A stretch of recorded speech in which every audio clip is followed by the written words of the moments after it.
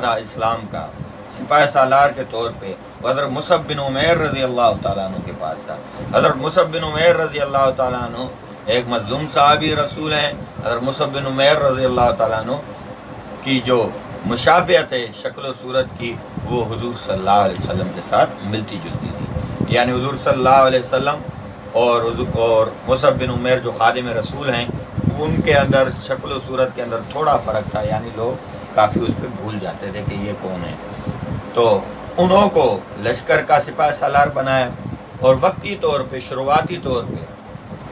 مسلمانوں کا پلڑا بھاری رہا، مسلمان غالب رہے۔ مسلمانوں نے کیا کیا کہ جب کفار بھاگنا شروع ہوئے تو مسلمان بھی ان کے پیچھے، اور ان کو بہت دور تک دوڑایا۔ اب مسئلہ یہ درپیش ہوا کہ جو درہ تھا، یعنی پہاڑ کے اوپر جو درے پر صحابی بیٹھے ہوئے تھے، جن کے امیر حضرت عبداللہ بن جبیر رضی اللہ تعالیٰ عنہ تھے، انہوں نے اور ان کے جو ساتھی اور بیٹھے ہوئے تھے، ان کے درمیان میں رائے کا اختلاف ہو گیا۔ رائے کا اختلاف یہ ہوا کہ یہ صحابی ان کو بھگایا ہے انہوں نے، ہم غالب ہو چکے ہیں، اور حضور صلی اللہ علیہ وسلم نے جو ہمیں حکم دیا تھا وہ اسی حد تک تھا کہ ہم تب تک بیٹھے رہیں جب تک کچھ صورت حال نہ بن جائے۔ ابھی غالب ہو گئے ہیں، وہ صحابی لوٹیں گے، تب تک ہم ان کے ساتھ یہ مدد کر لیتے ہیں کہ ہم بھی مال غنیمت اکٹھا کر لیتے ہیں، اور وہ جب آئیں گے تو حضور صلی اللہ علیہ وسلم آتے کے ساتھ تقسیم فرما دیں گے، اور تقسیم ہونے کے بعد ہم اپنے گھروں کو واپس چلے جائیں گے، تو یہ بھی ٹائم ہمارا بچ جائے گا۔ تو صحابہ کرام نے اسی طریقے سے کیا۔ پھر وہاں پہ یہ تھوڑا اختلاف رائے جو ہوا، تو اختلاف رائے میں صحابہ کرام کے اندر دو گروپ ہو گئے، ایک حضرت عبداللہ بن جبیر جو امیر تھے ان کا، اور دوسری رائے جو دے رہے تھے ان کی۔ تو حضرت عبداللہ بن جبیر چند ساتھیوں کے ساتھ اسی درے پر ٹھہرے رہے، بقیہ نیچے اتر آ گئے۔ مسئلہ یہ ہوا اس کے آگے کہ اس وقت تک حضرت خالد بن ولید رضی اللہ تعالیٰ بھی مسلمان نہیں ہوئے تھے۔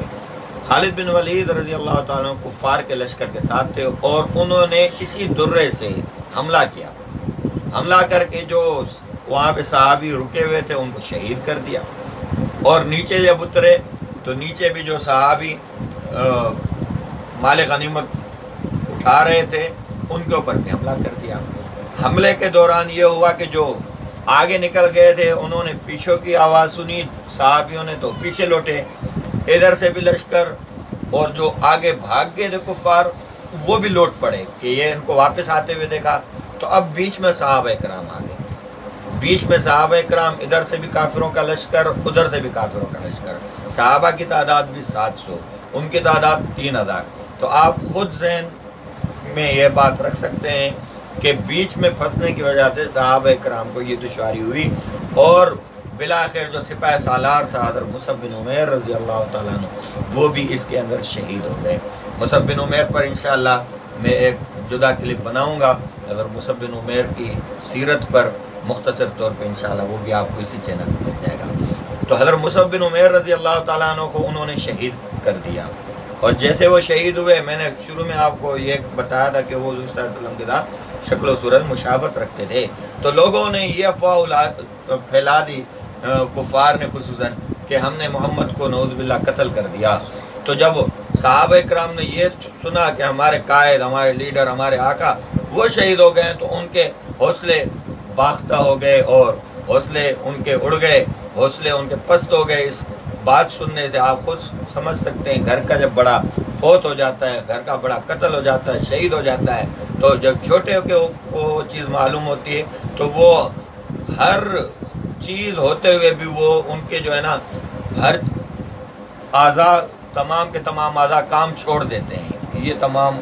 بات جو ہے نا ہمارے سامنے آئی ہوئی ہے۔ تو صحابہ کرام میں یہ چیز آ گئی، اور صحابہ کرام اس کے اندر 70 صحابہ کرام شہید ہو گئے یہاں پہ،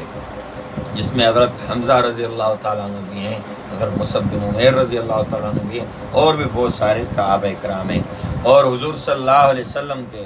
دندان مبارک بھی یہاں پہ شہید ہوئے۔ دندان مبارک حضور صلی اللہ علیہ وسلم کی اسی جنگ کے اندر شہید ہوئے، اور